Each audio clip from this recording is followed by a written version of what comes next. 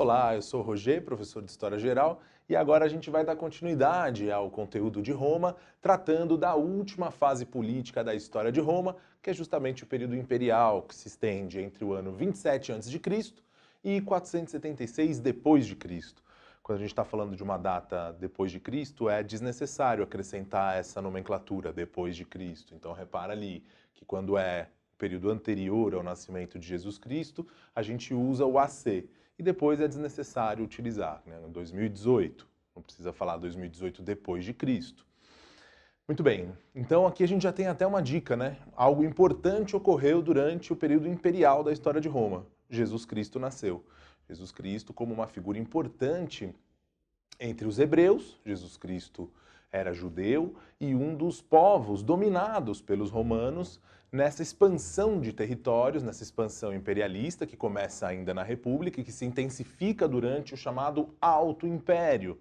Então essa divisão entre Alto e Baixo Império tem a ver um pouco com o auge da expansão de Roma e de toda a estrutura de organização dos romanos, e o Baixo Império corresponde ao período de decadência, que vai de aproximadamente 250 até o ano 476. A gente está falando, portanto, de meados do século III até meados do século V.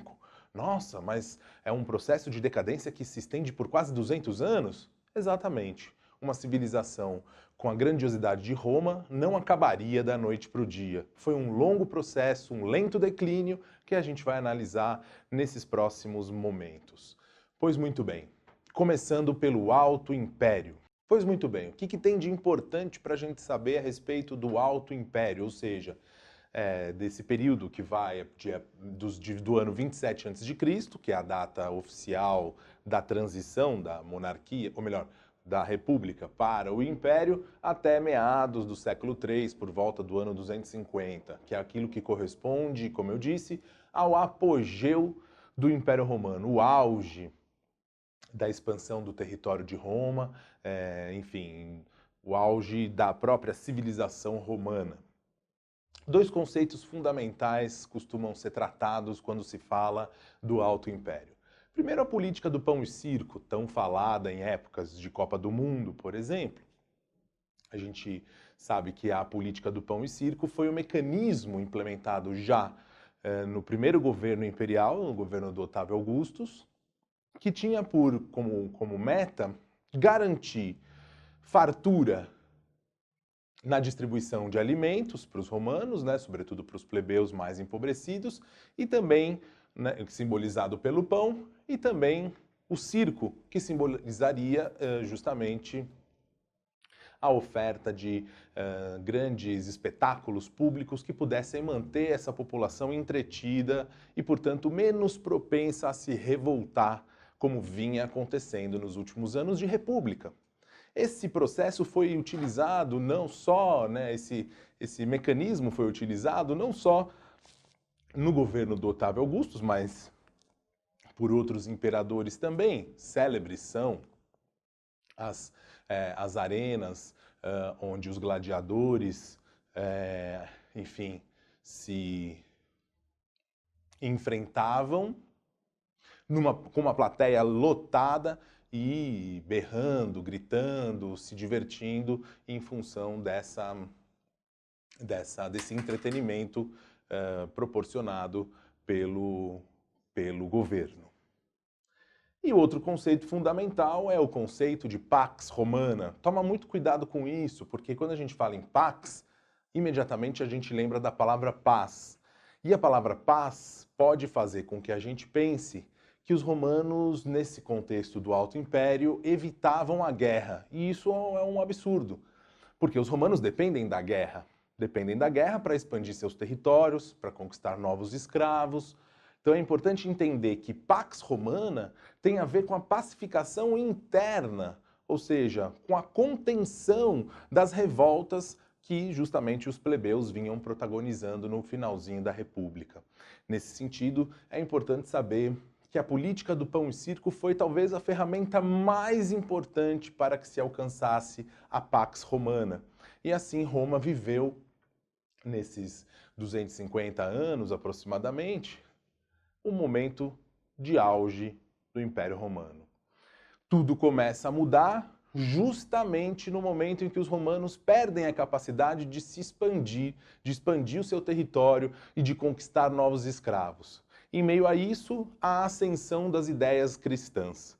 E para complementar, o fim, ou melhor, a dificuldade de manter o sistema escravista. A mistura desses elementos é o que a gente vai tratar daqui a pouco, quando a gente for pensar no Baixo Império e, portanto, na crise, na decadência e no fim do Império Romano. Muito bem, para a gente entender então esse processo que levou ao fim de Roma e à transição da Idade Antiga para a Idade Média no contexto europeu, a gente vai tratar desse período que convencionou se chamar de Baixo Império, que se estende entre aproximadamente 250 depois de Cristo até 476. Então esse é o período da decadência de Roma e que vai levar ao fim do Império Romano, ao desmantelamento do Império Romano e ao processo de feudalização, que corresponde justamente à Idade Média Europeia. Para a gente entender esse processo de decadência de Roma no Baixo Império, é importante levarmos em conta esses três aspectos, que são as invasões bárbaras, ou seja, a chegada de povos chamados de bárbaros pelos romanos, são povos estrangeiros, povos que viviam para além das fronteiras do Império Romano e que gradativamente penetram nas fronteiras do Império Romano, de maneiras mais violentas ou menos violentas, provocando transformações importantes na dinâmica de Roma.